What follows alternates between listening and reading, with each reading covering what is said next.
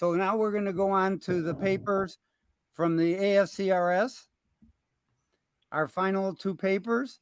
And the first one is by, again, Connie Shao, and it's limited health literacy is associated with reduced adherence to ERP components. Connie, can you present your second paper here? Thank you, GlobalCast MD, for the opportunity to present the research that I presented at this year's American Society of Colon and Rectal Surgeons Conference. My research focused on health literacy and its association with adherence to the components of enhanced recovery, as well as post-operative outcomes. I have no disclosures. Health literacy is defined as the degree to which an individual has the capacity to obtain, communicate, process, and understand basic health information and services to make appropriate health decisions. Importantly, health literacy is modifiable, and health literacy-based interventions have been shown to improve outcomes and patient experience. Patients with lower health literacy are more likely to have higher healthcare costs, higher rates of hospital and emergency room visits, and higher mortality rates. Importantly, patients with lower health literacy are also less likely to follow treatment plans. In fact, our group has previously shown that limited health literacy, as denoted by the red bubbles in the figure on the right, is associated with increased complications compared to patients without limited health literacy or higher health literacy, as shown by the bubbles in blue. The size of the bubbles correlate with postoperative complications, and you can see that they are greater for patients who have limited health literacy. Many studies have shown that increased adherence to components of enhanced recovery is associated with improved postoperative outcomes. However, the mechanism between health literacy and outcomes remains to be understood. Therefore, the objective of our study was to determine the association of health literacy with enhanced recovery adherence and postoperative outcomes. This was a retrospective cohort study from December 2018 to November 2021 of only elective inpatient colorectal surgeries tracked by our institutional ACS NSQIP database. We extracted 7 ERP adherence variables from the NSQIP database and cross-referenced this with our health literacy database, which is tracked in clinic, where we measure patients' brief health literacy scores. Notably, our patients on average are about 56 years old and in general reflected the demographics of our state, about 70% white, a quarter Black, majority female. Our mean BMI was about 30. A majority of patients are non-diabetic, and about 17% have a history of smoking within the past year. We have similar rates of insurance with private insurers and Medicare, and a mean ASA of about 3. Most of the surgeries did not include the placement of an ostomy. Cases were on average about 3.5 hours. Most of the cases were for benign indications as well as cancer operations, and most of the cases were done laparoscopically. Patients were on average adherent to about 6 of 7 components. For postoperative outcomes, 12% had a surgical site infection within 30 days of surgery. Average length of stay was about 5.5 days, and about 10% of patients were readmitted within 30 days. When correlating patient and procedure level factors with adherence to overall ERP components, only 2 factors were associated with increased ERP adherence: increased health literacy and a diagnosis of cancer, possibly because these patients are consistently navigating the healthcare system.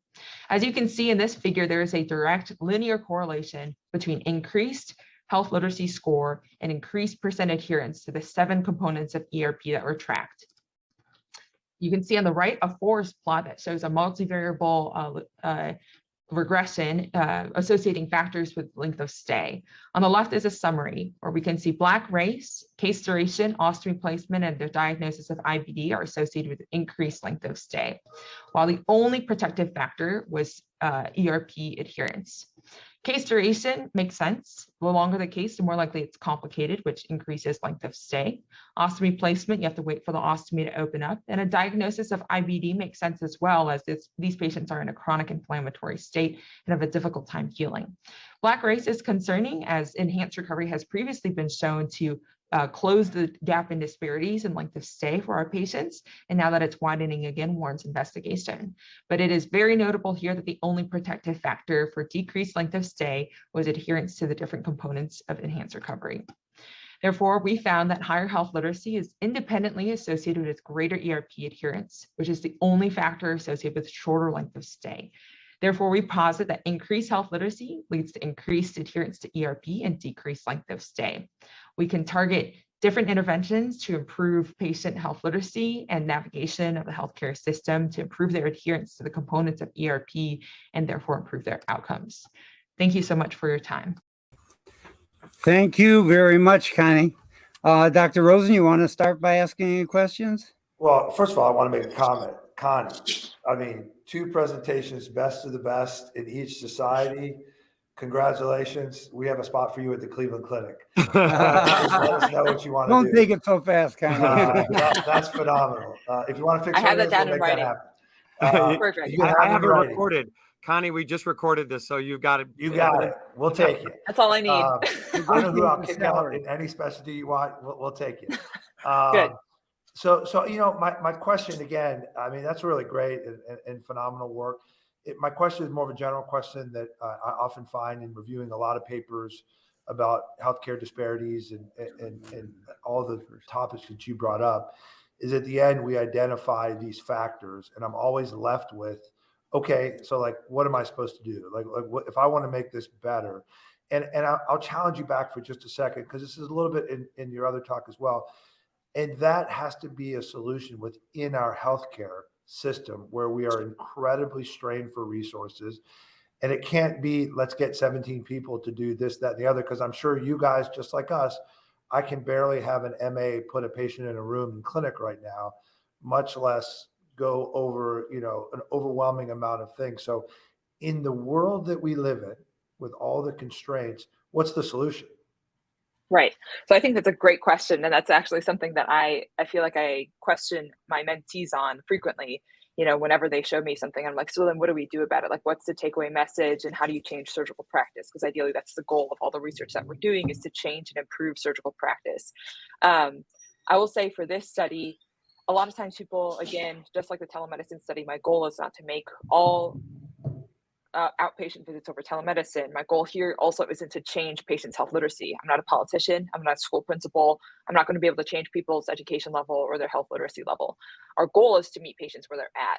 And so a lot of times, if patients aren't receiving counseling on the different components of enhanced recovery, they might sort of be at the whims of whatever's happening in the healthcare system, which can often change, especially now in the face of a lot of travel nurses who aren't getting the routine training that our former maybe GI surgery floor nurses had. Enhanced recovery at UAB has been a big deal for the last decade or so. And initially we had, you know, great uptake in teaching among the nurses, and it was very successful. And I think part of the reason why there were a closing gap in disparities in care between Black and white patients. But because now the nurses are not as well trained in enhanced recovery because they just don't know our system as well, because a lot of them are not from here, they travel to all these different institutions. Unfortunately, a lot of this is going to rely on the patient autonomy and patient agency. And I think a lot of that relies on preoperative education. And while they're in the hospital, education for the nurses as well, even if they are travel nurses, to sort of give them a rundown of what they need to do. But for our patients to be able to advocate for themselves. For example, if they're not being asked to walk the next day, reminding them how important it is that they're walking the next day, eating the day of, that they're getting their foliate the next day. Because, you know, and we've all sort of had experiences with that, especially as junior trainees, when maybe we don't know something and the patient's like, oh, aren't I supposed to get steroids or something post-op? And you're like, oh, yes, you definitely are. Let me talk to my attending about that. And when patients speak up about things that physicians have talked to them about in the pre-op setting, I think really helps them advocate for their medical care without, you know, being confrontational in any way, but certainly having an idea of what they're supposed to expect. And I think that's the best part about an enhanced recovery, is standardized care, that everybody gets the same thing. And by equipping our patients with the knowledge and agency and advocacy, they can hopefully help, you know, with the implementation process, because things are just so different now that we don't want some patients benefiting from enhanced recovery and others not, if that makes sense. Yep, great answer. Okay. I just like this, Connie, that was wonderful.